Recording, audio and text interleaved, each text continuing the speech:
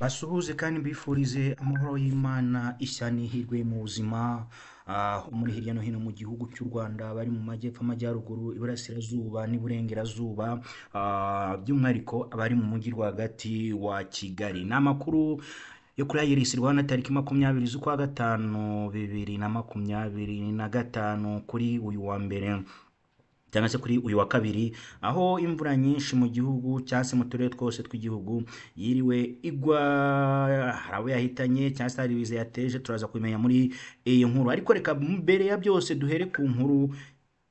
Abana 16 birukanwe mu kigo cy'amashuri ya segonderi, bose bigaga mu wa gatandatu, abahungu 10 n'abakobwa 10. Ese aba bahungu bazize iki, aba bakobwa bazize iki? Ni ikintu kibabaje cyangwa se giteye agahinda. Ababyeyi mwabyaye, mukabyara abakobwa, ababyeyi mwabyaye mukabyara abasore, mukabyara abana. Uburere bw'umwana, umugani w'ikinyarwanda bavuga ngo butangirira ku kiriri bugasorezwa ku kiriyo.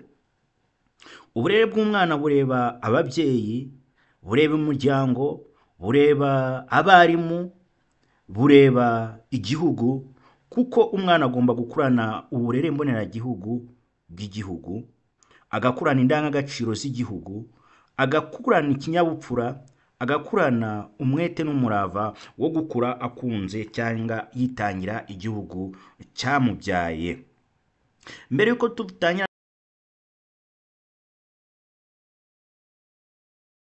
ndifuza ko dutangirana n'inkuru y'abanyeshuri, mbabwira ngo niba utarakora subscribe, like, share na comment kuri Iris Rwanda, kandi kukazogera kari aho hejuru ahantu hari umutuku, ubundi dukomeze tubane kuri Iris Rwanda TV 5/5.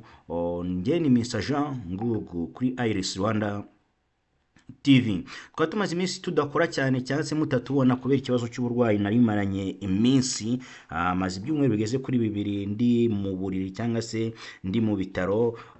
Ntabwo ubuzima bwari bumeze neza na gatoya. Basenze mwarakoze, babimenye mukansengera, abansuye mwarakoze. Ubu ngubu ubuzima bwatangiye kugaruka, murumva ko ijwi ni ryarindi, ijwi riravuga, ijwi ndacyari gugu. Byagenze gute kugira ngo aba banyeshuri birukanwe mu kigo burundu? Birukanwe burundu, nta nubwo bazahagaruka kwiga ngo bibe byakwemera.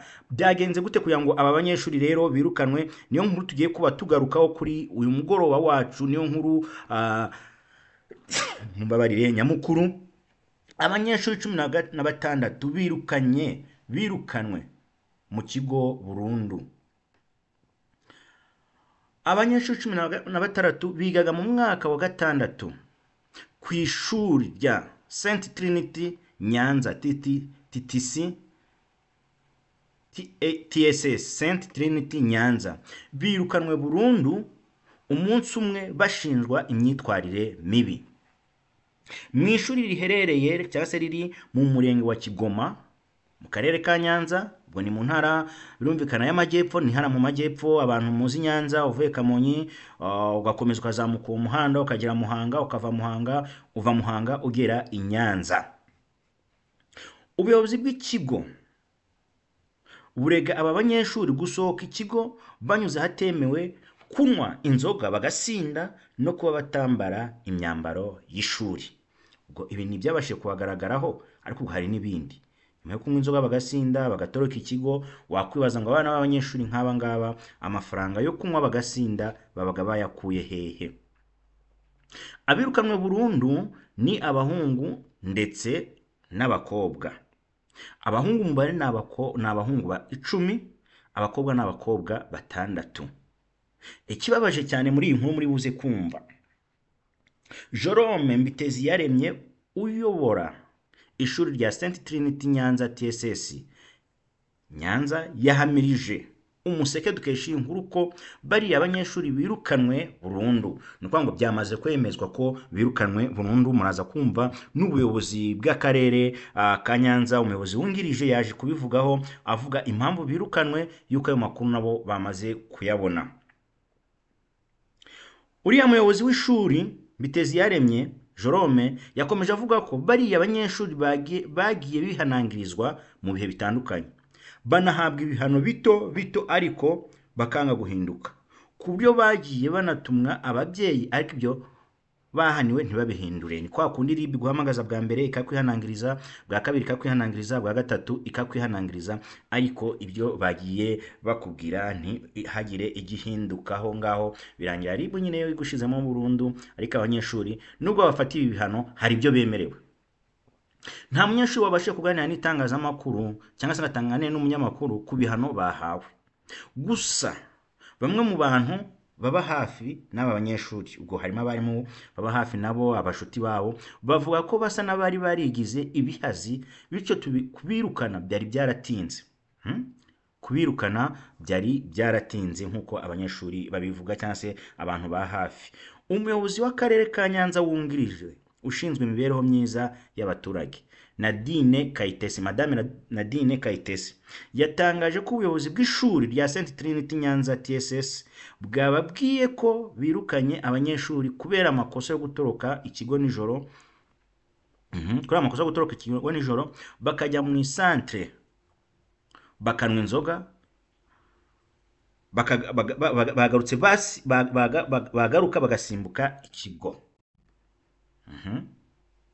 Abanyeshuri 16 birukanwe, nuko mu banyeshuri 16 birukanwe, 15 muri bo bemerewe kuza gukora ikizamini cya leta, haba icyanditse ndetse na pratique, ariko batajya mu kigo ngo babemo, ahubwo baba hanze yacyo, ndetse ntibemerewe kuza kwigira muri icyo kigo.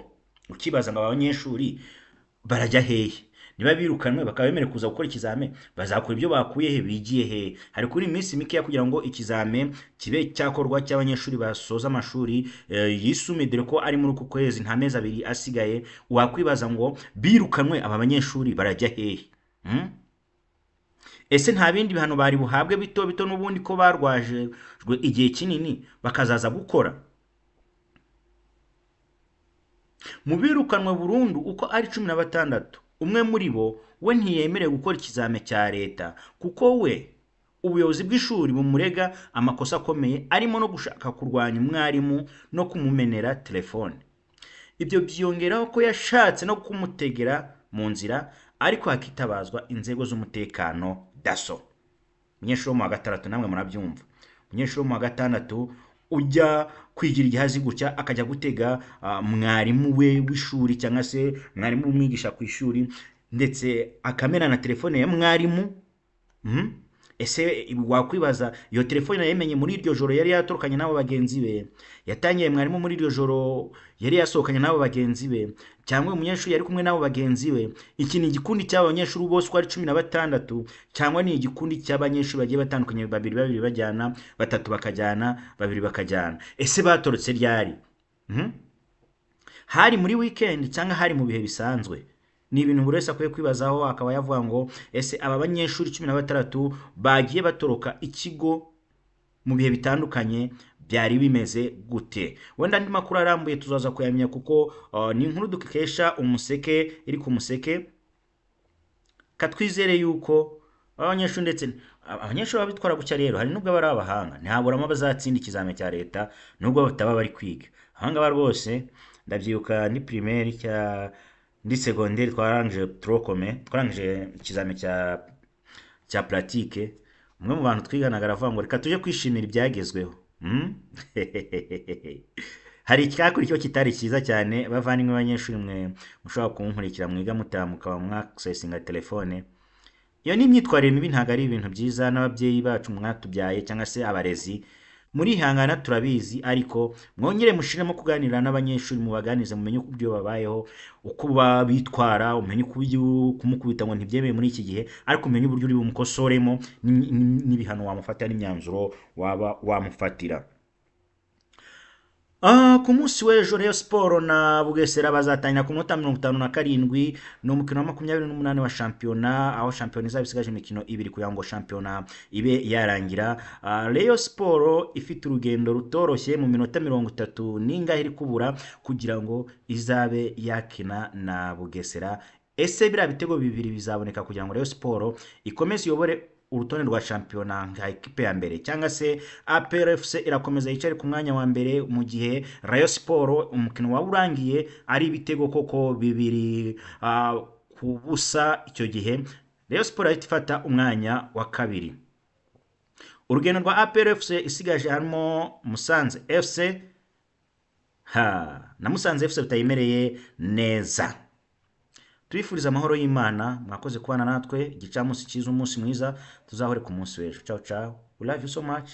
Amahoro y'Imana abane namwe.